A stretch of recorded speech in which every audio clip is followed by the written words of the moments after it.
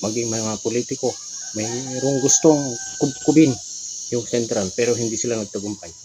Yung ginagawang pagtulong ay galing daw sa mga politiko. Cristo, sa Iglesia ni Cristo News and Information. Nandyan po lahat ng mga ginagawang pagtulong halos araw-araw. Hindi lang isang beses. Sa loob ng isang buwan nagsasagawa ng lingap. Lalo na ngayon, nakikita po. Isang mapagpalang araw po sa ating lahat. Magandang umaga po, magandang araw, magandang hapon. Anumang oras po ninyo mapapanood ang video ito. Ako po ay bumabati sa inyo ng isang taos-pusong pagbati sa mga kababayan natin nasa ibang bansa. Kumusta na po kayo? Maraming salamat po sa patuloy ninyong panunood at pagsuporta sa ating munting channel. Ang Iglesia ni Cristo ay darating na officially July 27. Ang ika-111 kaarawan nito dito sa Pilipinas mula nang maiparehistro noong July 27, 1914 sa pamamagitan ni kapatid na Felix Manalo. Kaya bumabati po ako sa lahat ng mga kapatid sa Iglesia ni Cristo dito sa Pilipinas at sa iba't ibang panig ng mundo. Happy anniversary po sa ating lahat. Ito, ginugunita na nga ngayon. Kaninang umaga, ngayon ay alas 10 na ng umaga. Kaninang umaga tumupad yung iba sa aking pamilya. Dalawa naming anak, mga awit. Yung isa ay nasa P9. Tapos yung aking asawa naman ngayon doon sa extension. Kasi may extension ang aming lokal. Diakonisa siya tapos P9. Bukas ako dadalo ng pasalamat July 27. Kumusta na po kayo lahat? Ulit ko po. Pag-uusapan natin ngayon. Kasi 111 years na ang Iglesia ni Cristo dito sa Pilipinas.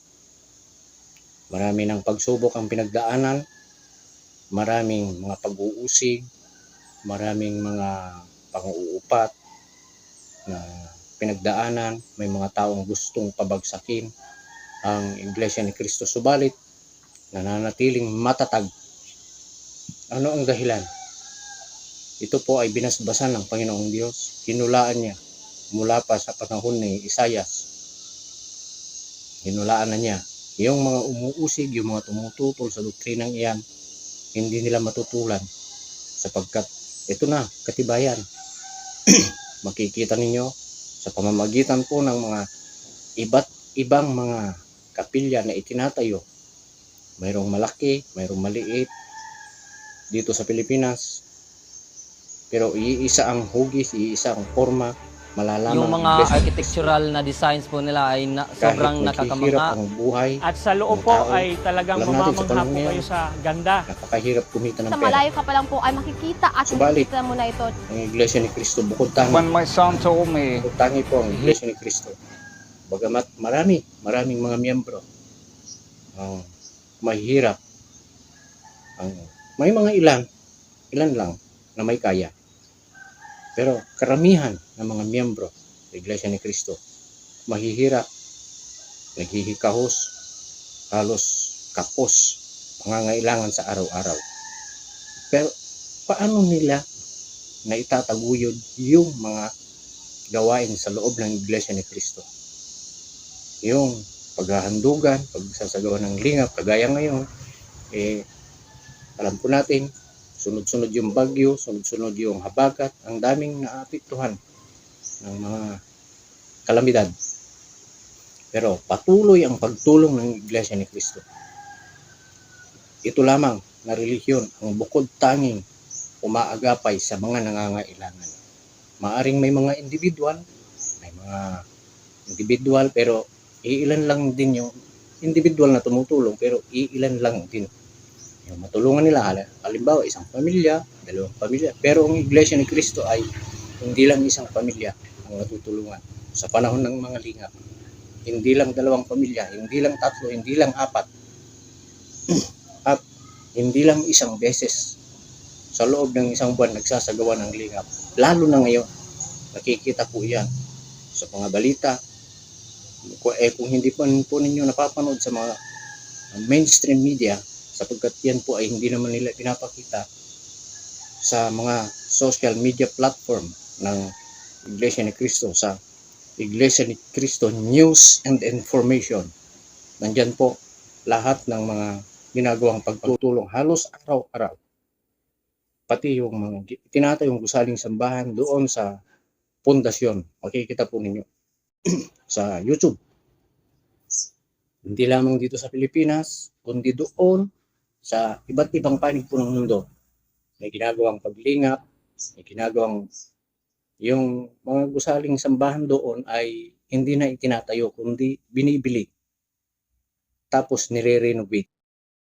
Binibili ng Iglesia ni Cristo. Saan ang gagaling yung mga ginagamit na mga salapi sa pagpaparenovate, pambili ng mga kung ano-anong bibigay ng mga ayuda sa mga nangangailangan.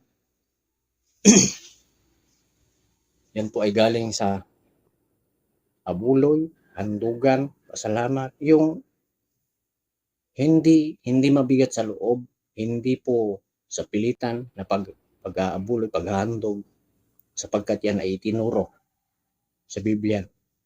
Ang magbibigay anya ng noong pangaral ng kapatid na Felix Manalo, nung muli niyang itayo, naitayo ng Panginoong Jesucristo, subalit natalikod. At noong July 27, 1914, nairehistro. Bago pa dumating yung July 27, 1914, nangaral na ang kapatid na Felix Manalo. Pinangaral na niya ang tungkol sa Iglesia ni Cristo. Na yung iglesyang kanyang pinapangaral ay kaugnay doon sa iglesyang itinayo ng Panginoong Jesucristo. Nalaman niya sa kasaysayan na natalikod yun. Mayroong ibang mga tupa, sabi ng Panginoong Jesucristo, mayroon akong ibang mga tupa na hindi sa kulungan ito. Sila ay dadalhin ko at magiging isang kawan. Ang mga kawan na yun, tupa na yun, magmumula sa malayo. Malayong lupain, malayong silangan. Ang Pilipinas, nasa malayong silangan. Hindi lang basta nasa malayong silangan. Ito ay mga pulo ng dagat. Na yun ay binabanggit sa Biblia, magmumula sa mga pulo ng dagat sa mga wakas ng lupa. Magkaiba po yung wakas ng lupa at mga wakas ng lupa. Ito na, yung katuparan. Balik tayo sa ngayon. Matagumpay na ang Iglesia ni Cristo. Tinitingala. Maraming mga taong nagpupunta. May mga ambassador na lumalapit sa tanggapan, sa district, sa central para magpasalamat sa tagapamahalang pangkalahatan. Katunayan nga yung magkakapatid na Rimulya, mga kanyan may tungkulin sa pamahalaan. Puro mga sekretary yun ng President Bongbong Marcos. Lumapit sila. Nag-courtesy call sa Iglesia ni Cristo. Doon sa pamamahala, sa central. Ngayon po, nagpunta sila doon, yung magkapatid na sekretary, para bumati, para sa kaarawan ng Iglesia ni Cristo. Matatandaan nga, yun nga sa napanood natin, bago itong July lang, nagpunta yung Vice President, si Ma'am Sara Duterte, doon sa tanggapan sa Central, para bumati rin kasandaang at 11 111 years ng Iglesia ni Cristo. Kaugnay po niyan, yung mga ginagawang pagtulong, paglingap, kasi napapabalita ngayon na yung ginagawa daw ng mga paglingap ay galing daw sa mga politiko. May mga hindi talaga mawawala yung mga kritiko, yung mga basher. Pinipilit nila na yung ginagawang pagtulong ay galing daw sa mga politiko. Yung pinapatay yung mga gusaling sambahan, mga pinambibili ng mga lupa, galing daw sa mga politiko, yung mga pera na yun. Ako mismo, magpapatotoo. Ako ay construction worker, manggagawa ng gusaling sambahan sa Iglesia ni Cristo. Nagsimula ako 1993 hanggang ngayon, 2005. Marami na akong napuntahang lugar. Hindi ko na kailangang isa-isahin pa. Halos, meron ngang pagkakataon na sa loob ng isang taon, 2 yung naitatayo namin, natatapos sa mga gusaling sambahan. Hindi po yan pinagmamalaki. Kundi yan ay, sinasabi ko lang yung totoo, para maniwala po kayo ba? Nasa inyo na yan kung maniwala kayo o hindi. Pero lahat ng yan ay galing sa abuloy. Galing sa handugan. Wala pong galing na kahit piso o sintimo na galing sa mga politiko. Ito, panoorin po natin yung maaring mga kilala ninyo ito, itong mga ibang mga politiko rito na nagsalita. Kung sila mismo nagtutunay na walang nanggagaling na pera sa mga politiko o kanino man para i-donate sa Iglesia ni Cristo. May mga gustong magbigay pero tinatanggihan. Hindi, bawal yon. Bawal. Basta yung ginugugol galing sa handugan, abuloy, lahat yon. Yung lingap, pagpapatay ng mga gusaling sambahan, at iba pang mga mihoras sa Iglesia ni Cristo. Ito, panoorin po ninyo.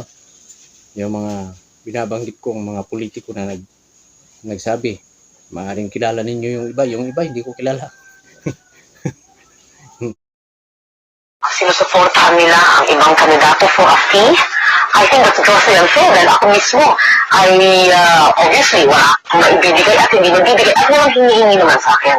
Sa aking karasan, abay na po napakalayong tignan ang Iglesia ni Cristo sa ganito klaseng paratan. Napakalayo at hindi man lamang dapat isipin, hindi pa man. Ako'y natutulungan ng Iglesia na walang kapalit. Nakakalungkot po, ewan ko nga ba kung bakit may mga taong sumusulat ng mga ganito. I mean, may mga taong sa kaibigan, sa media, na parang ba nagiging irresponsable na makasulat lamang kahit na makasira na sila ng damdamin. Ako po ay matagal ng tumakandidato, 1963 pa po. Pero minsan, hindi tayo nilapitan o nagparandang malaman ng pangangailangan ng simbahan ito. Ako'y galit sa naririnig kong ganyan na may ilang mga sumusulat niyan. Una, wala silang pruweba. Pangalawa, at itong kinagagalit ko, hindi totoo yan eh.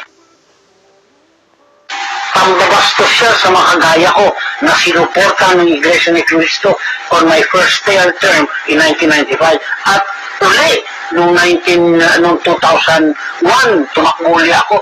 Ang Iglesia ay talagang inendorso ako at yan ay kinikilala ko at ako'y nagpapasalamat, pero ni isang kusing walang naging usapan dyan.